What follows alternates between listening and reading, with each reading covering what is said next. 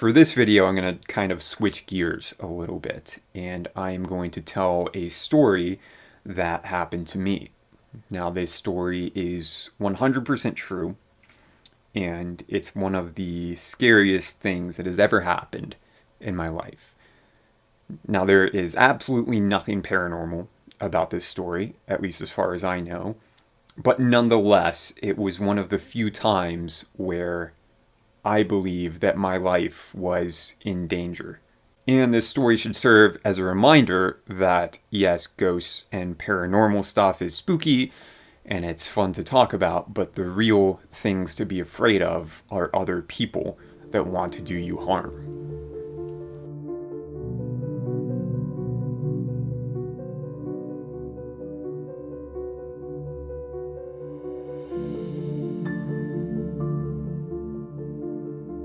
So this story takes place when I was 14 years old, about to turn 15. And you might not think it to look at me now, but all through my teens and most of my 20s, I was super into fitness. And I took it very seriously, and I ran a lot, and I lifted a lot. And at this point in my life, I was just kind of starting to get into fitness. I was starting to lift weights a little bit, and I was starting to run quite a bit. I would go out run maybe 3, 4, sometimes 5 days a week. And in our city growing up, we had this really nice, extensive network of running trails. We called them greenways. And these greenways were for runners and walkers and bikers and scooters and anything you wanted to take on there that did not have a motor. So on this particular day, it was early summer, so probably sometime in June. So school was out, and for some reason I was going to be home alone for a few hours. And my dad was at work. I'm not sure where my mom and my brother had gone, but I knew that they were going to be gone for at least a few hours. And it was just going to be me, and I was not supposed to leave the house, obviously. But being 14 years old, I thought I knew everything, and I thought that I could leave the house just for an hour to go on a run, and I would get back before my mom got home, and everything would be fine.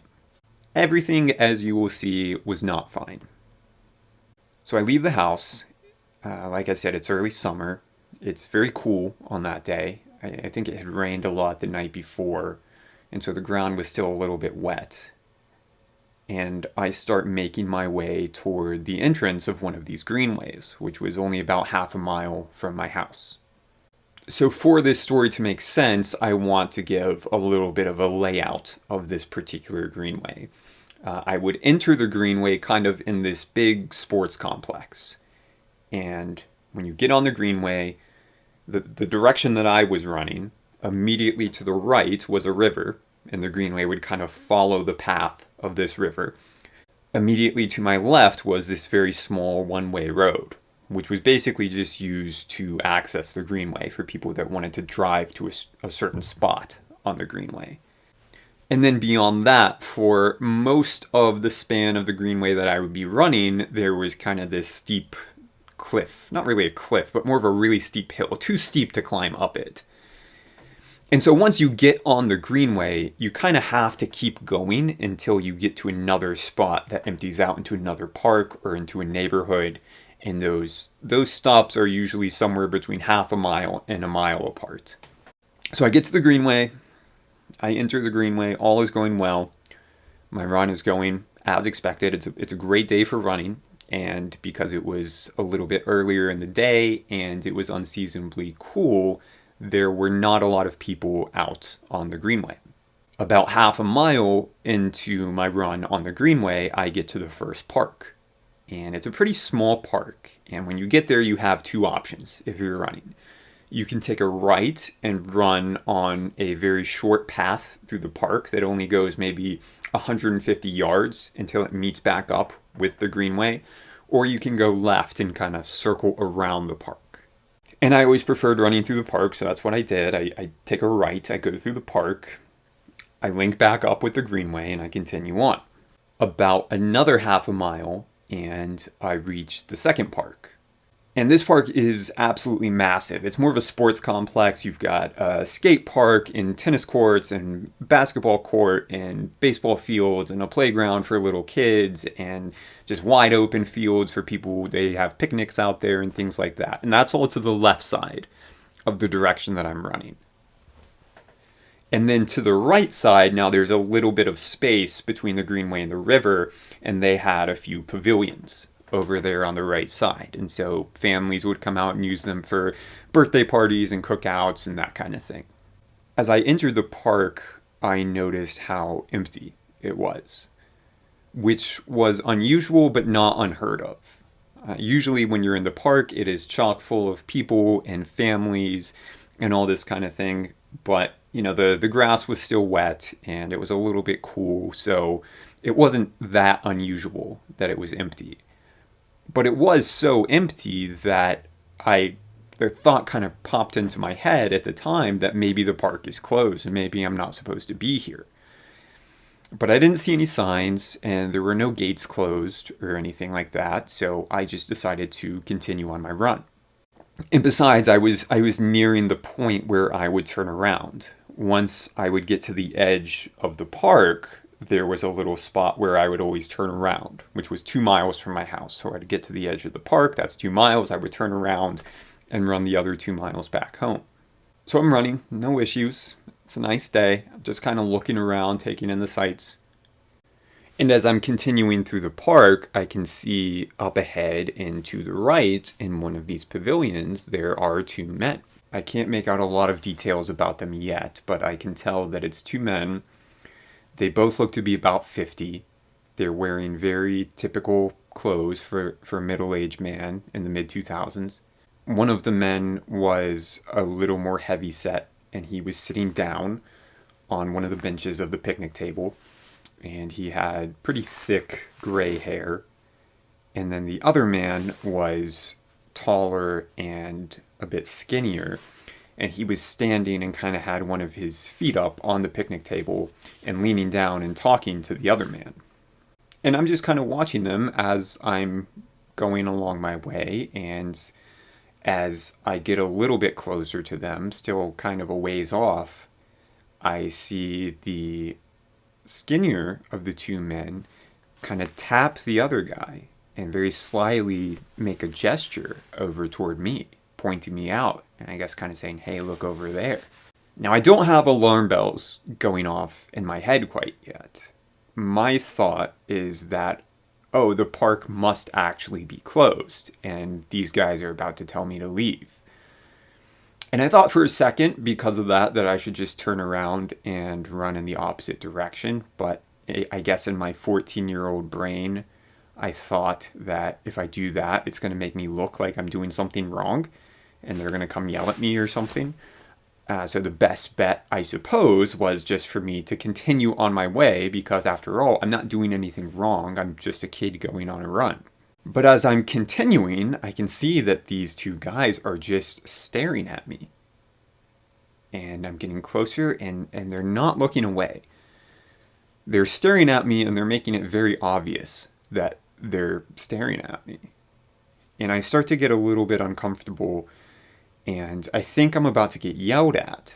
But as I get a little bit closer still, I can see that not only are they staring at me, both of them have the widest, creepiest, toothiest smiles that I've ever seen. And they almost look like, it's the kind of smile, if you've ever seen somebody fake smiling to where their mouth doesn't match what their eyes are doing, where their mouth is in this big wide smile, but then their eyes are not matching that. That's what they were doing. And I may have been 14, but I was not that naive. I knew that there were creepy men out there, and I start to get a little more uncomfortable now, and a little bit scared too. But like a lot of 14-year-old boys, I kind of just thought, oh, if they try anything with me, I'll teach them a lesson, right? I thought I was too tough to be messed with. Despite the fact that I was about 135 pounds soaking wet, I thought I would be able to handle any situation that came my way. So I decide just to ignore them. I'm not going to say anything to them if they don't say anything to me.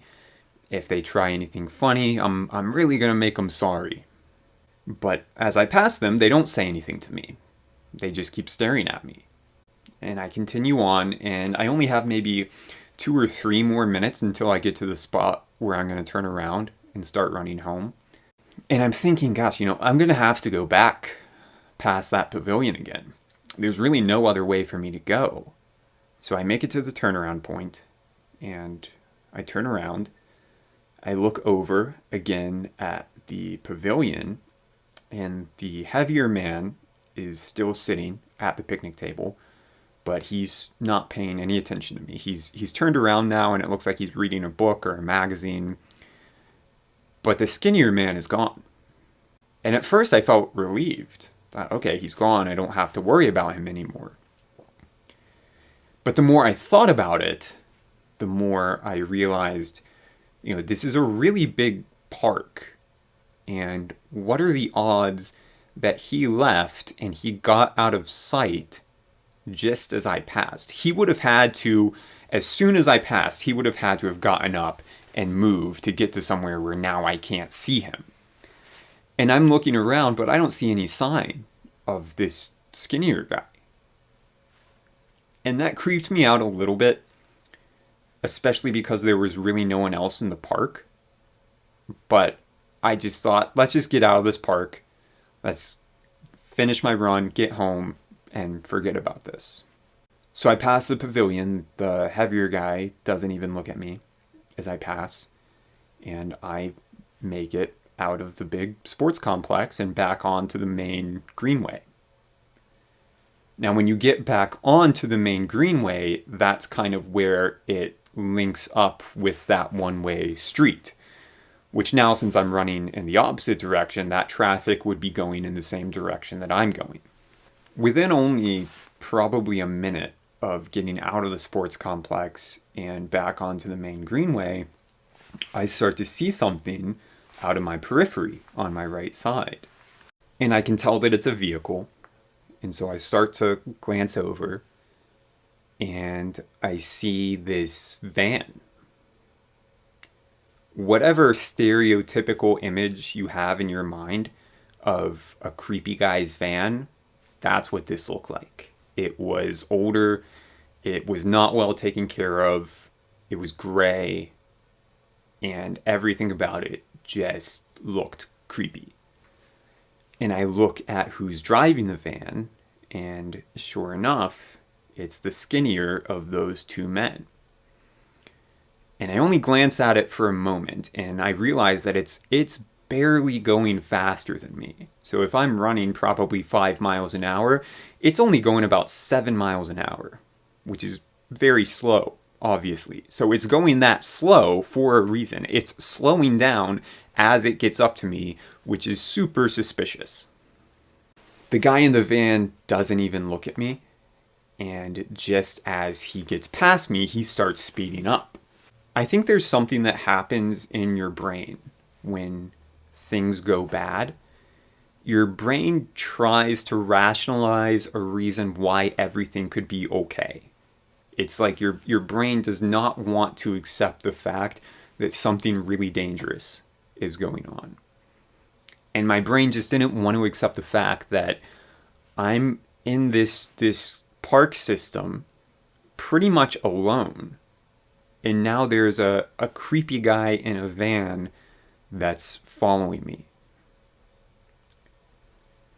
Just up ahead, there was this spot where the cars on the road could kind of turn off and park. And that spot coincided with the start of that first park that I had passed through earlier in my run. And as I'm continuing running, I'm looking at the van, and it has stopped in one of those spots, and it's just sitting there. And I'm watching it, and I'm watching it. Nothing's happening. The guy's not getting out. And I'm watching it, and I'm watching it, and I'm expecting the guy to get out of the van and start chasing me. But the guy doesn't get out.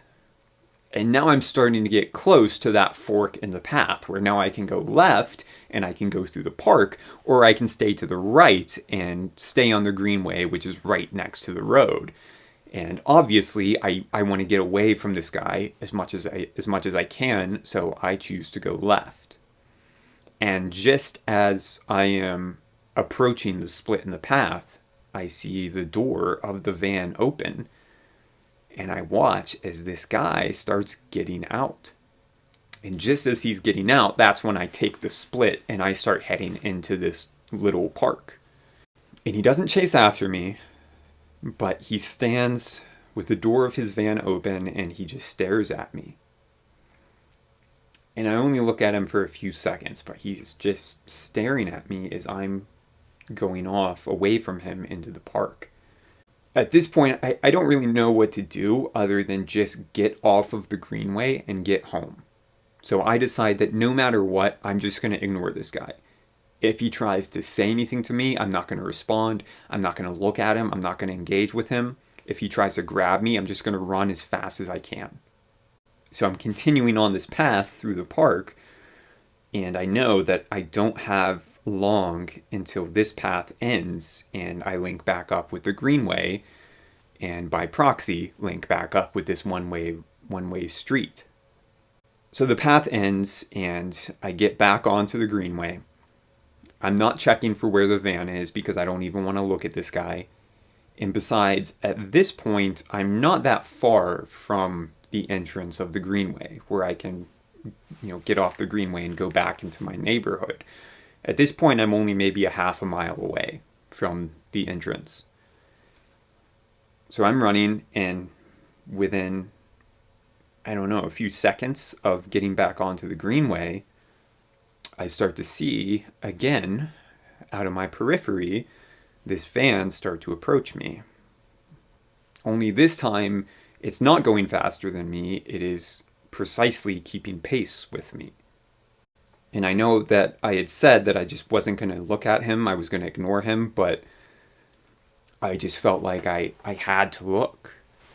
And I look to my right, and I see the man. He's in the driver's seat of his van, the windows rolled down, and he's not smiling at me, he's not scowling at me, he just had a completely blank expression on his face. And really just for a split second, I look into his eyes. And I had never experienced this before, and I've never experienced it since. But when I looked into this guy's eyes, I just saw nothing. Usually when you look someone in the eyes, they have life in their eyes. They have soul in their eyes. But when I looked into this guy's eyes, there was nothing there. And I just was overcome with the feeling that I'm looking at somebody who's evil.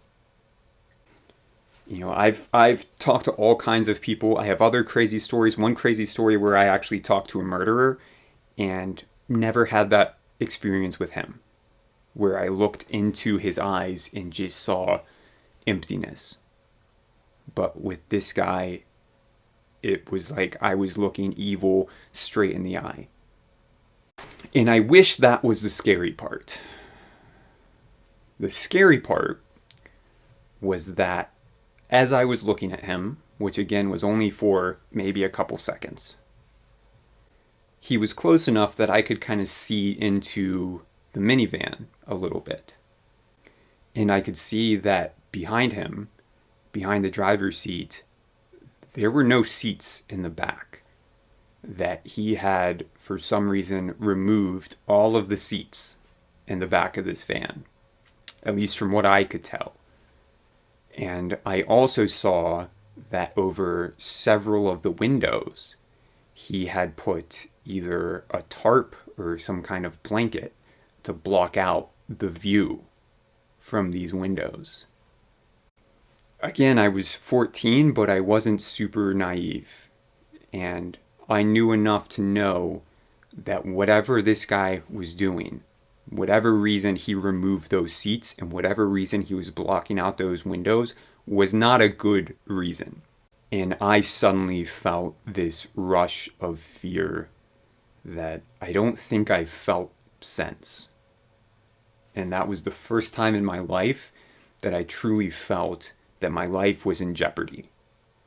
And all of that bravado that I had before of, if these guys mess with me, I'm going to make them sorry, that's all gone. Because things just got really real. That this could go really, really bad. And without even really thinking, I just take off sprinting toward the entrance of the greenway. Now, I know I can't outrun this guy, right? I'm on foot, he's in a van. But I wasn't really thinking at this point. I'm just reacting, and the only thought in my mind is get off the greenway, get away from this guy. So I start sprinting, and for a minute or so, I don't see the van. It's fallen back, or it's not chasing me. And almost on cue, once I realize that the van was not following me, I see it just blow past me. At this point, I'm pretty close to the entrance of the greenway. I'm only maybe 50 yards away from the entrance of the greenway. And now to get to the entrance, I kind of have to go up this very gradual hill. It wasn't a steep hill, but it was steep enough that you really couldn't see what was on top, where the entrance of the greenway was. So he had blown past me, and now he had gotten to the entrance of the greenway, and he had stopped. And I'm just thinking, please just leave, please just leave, please just leave. And I'm not stopping running, but I've really slowed down, almost to a walking pace. And I don't know what to do. I think for a minute that I could just run back into the greenway, but I don't know where his friend is. His friend, the whole plan could be for me to run back into the greenway, and then his friend catches me. And even if I do run back into the greenway, it's only going to take him a couple of minutes to make a big loop and get back into the greenway and catch back up with me. And so I'm stuck. And I start to feel like I'm going to have a breakdown. That I don't know what to do. And for a second, I think about just jumping in the river and trying to swim away. And just as I'm about to completely melt down, I see this group of 5 or 6 older women start to come over the hill and enter the greenway. What I should have done is ran up to them and start screaming and telling them what was going on and asking for help and asking for somebody to call the police, which, again, this was back before everyone had cell phones, but maybe one of them did. But I don't do that, which was one of the many stupid decisions I made on this day. My thought is, okay, he can't grab me while all of these people are around. This is my window of opportunity. And I start sprinting as fast as I can. And I blow past the van, I blow out of the entrance of the greenway, and now I'm back up onto the road that goes into the greenway. And as you might remember from the start of the story, when I came into the greenway, there was a smaller sports complex. And my plan was to enter that sports complex because there's not roads running through it. On the far end of the complex, which may be 100 or 150 yards, there's a small tunnel. That tunnel goes under some railroad tracks. When you get back up to ground level, there's, I think, 2 more roads, 2 more blocks, and then you're in my neighborhood. And I thought if I can just make it into my neighborhood, I'll be safe. Because I know my neighborhood like the back of my hand. I spent so many days and nights as a kid playing manhunt and capture the flag and all this kind of stuff in my neighborhood. If I can get into my neighborhood, I can lose him. So without even looking both ways, I run into the street, I run to the other side of the street, and I start running down the street. And so to my right is a sports complex, but there's a steep embankment that you can climb over, but it would take me a few seconds, and I didn't know where he was. I didn't know if he was right behind me, so I just keep running until I get to a part of the embankment that's not quite as steep, and I hop over it, probably in one jump, and I run into the sports complex. And so this complex, like I said, was smaller than the other one. It was really just a couple of soccer fields and a baseball field, so it was only slightly wider than the length of a soccer field. And I just start sprinting across this soccer field, trying to make it to this small tunnel that's on the other side of the field. And about halfway across, I feel like I have to know if he's chasing me. Especially if he's chasing me on foot, because if he's chasing me on foot, I really need to kick it into high gear. So I slow down, I stop, I turn around, I look in the direction that I had come, and of course I see the van. It was parked pretty much right where I had jumped over the embankment. And close by to that position was this little outbuilding, which was basically just a tiny shack with a bathroom in it. And I see the man like peeking around the outbuilding, staring at me. And at this point, he had put on a baseball cap and he had put on some sunglasses, I guess to use as some kind of makeshift disguise in case anybody spotted him. And he's just staring at me. And for whatever reason, I stop and I start staring at him. And when I do that, he kind of steps out from behind this outbuilding. And he stares back at me. And so now the two of us are about 50 yards away from each other, just staring at each other. And while I was still absolutely terrified, the feeling that I started to feel was just pure anger. Because I'm just a 14-year-old kid going on a run on a nice day. Who the hell is this guy to do this to me? So we're probably only staring at each other for a couple of seconds, but it felt like an eternity. And I start to slowly turn around and get ready to make one last push to get back into my neighborhood. And as I start to turn around, I see him bolt from behind the outbuilding back to his van. He slams the door, he kicks it into gear, and the tires don't quite squeal, but they start kicking up gravel. Like wherever he's going in a real hurry. And the thought in my mind is, he knows where I'm going. He might not know where my house is, but he knows that my plan is to get up into this neighborhood, and he probably knows that if I can do that, he's going to lose me. So I'm thinking that he's going to try to get up around this sports complex over to the road and cut me off. So now I start sprinting. And I sprint through the tunnel, up onto ground level. I sprint 1 block, 2 blocks, and when I get to that second block, I start getting cautious because I want to see if this guy has caught up to me yet. So I look to the right, there's no van. I look to the left, I see the van. He was at a stoplight and he was just starting to turn down the street that I was on. Now I know that I can't let him see which street I'm about to run down. I need to find a way to gain a little bit of distance between me and him. So when I see the van start coming down the street, I start taking off in the opposite direction. And I'm thinking, I need to come up with a plan. So what I do, as I think he's getting closer, I start to pretend like I'm really winded.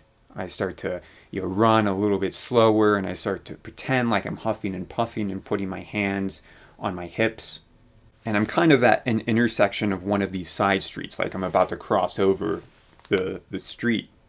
And as I'm approaching that, the van comes from my left side, and it comes around into the intersection, like it's about to cut me off. And as soon as I see the van out of my periphery, I bolt in the opposite direction because I wasn't winded whatsoever. My adrenaline was pumping so hard when this was going on that I did not feel any type of exhaustion.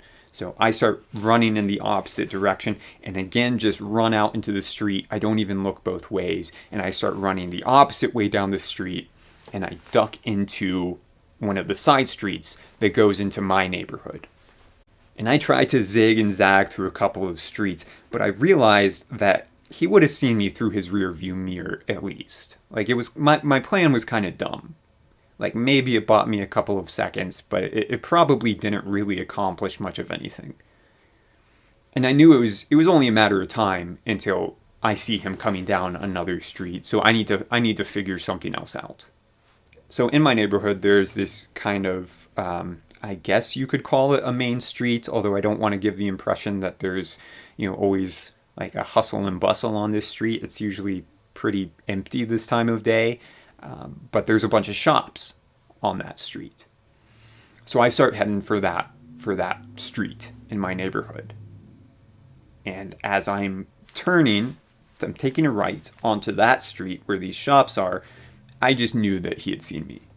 I just had a feeling in my gut that it took too long to get here, and there's no way that he didn't see me come down this street. So I'm running up the street, and I duck into one of these stores. It was this little convenience store. And I had been through so much by this point that I was just absolutely drenched in sweat. I probably looked like my eyes were as big as dinner plates. My hands were shaking from all the adrenaline. And regardless, I go over to the candy aisle and I start, pretending like I'm picking out a candy to buy. All the while, I'm looking up over the stacks to try to see outside and maybe see if the van's coming down the street. Now, again, what I definitely should have done was just told the clerk what was happening and had them call the police. But in my 14-year-old mind, my thought was, well, I'm not supposed to be outside of the house. If the police show up and my parents find out about everything that's happened, I'm never going to be able to leave the house again.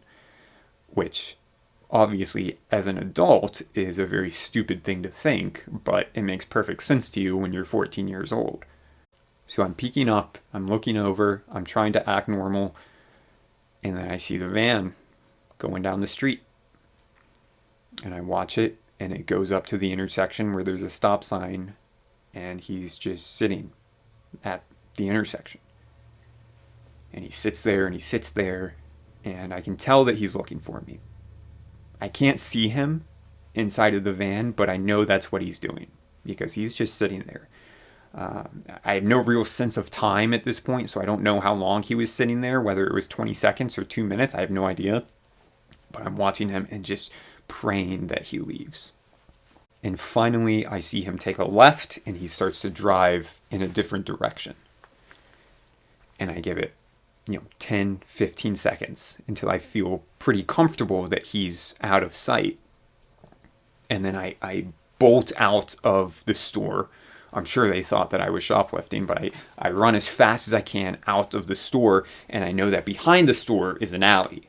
And in my old neighborhood, a lot of these alleys are kind of interconnected, and they can be really confusing if you don't know where you're going. But since I had grown up there, I knew these alleys like the back of my hand. And so now I felt a little bit safer that I could use this network of alleys to kind of creep my way back to my house.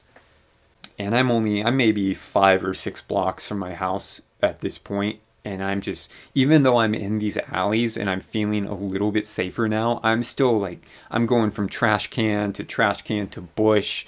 Every time I would cross a street, I would just, duck behind somebody's car, look both ways, and sprint as fast as I could over to get to the next alley.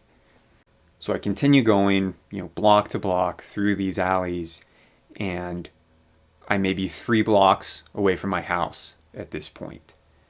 And at certain points in the alley, you can see out onto the road. You can see between the houses and the bushes and the trees and catch glimpses of the road.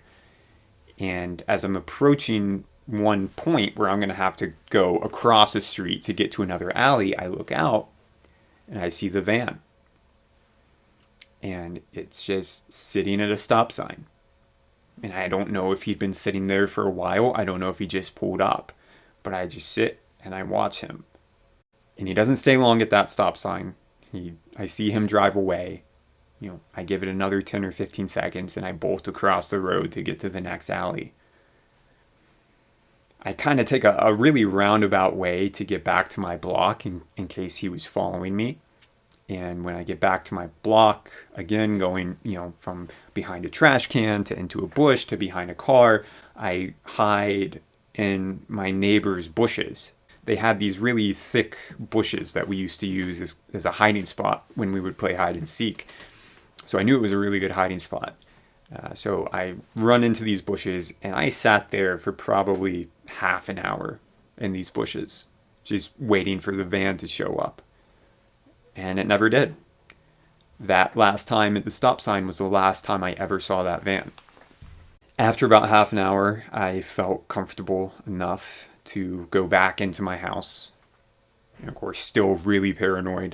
I grabbed a chef's knife out of the kitchen and I start going, room to room, thinking that this guy must be hiding somewhere in my house. But of course he wasn't. He never caught me. So that was it. I never saw that van again. I never saw either of those men ever again. And it's still terrifying to this day to know how badly things could have gone. If things even went a slightly different way, who knows what would have happened to me. And even though I've told people about the fact that I got chased by a creepy guy in a van, I've never told the full story with all the details until now. So this is really the first time that I've ever told this story in full. But even now, all these years later, if I'm out somewhere and I see a van that looks somewhat similar, I still feel that pit in my stomach. And I still feel that little twinge of panic that I felt that day. And it's certainly something that I'm never going to forget. So I tell a lot of spooky stories on here about ghosts and little green ghouls and things like that. But at the end of the day, the scariest things out there are not ghosts, and they're not cryptids. The scariest things out there and the things that you have to worry about the most are other people.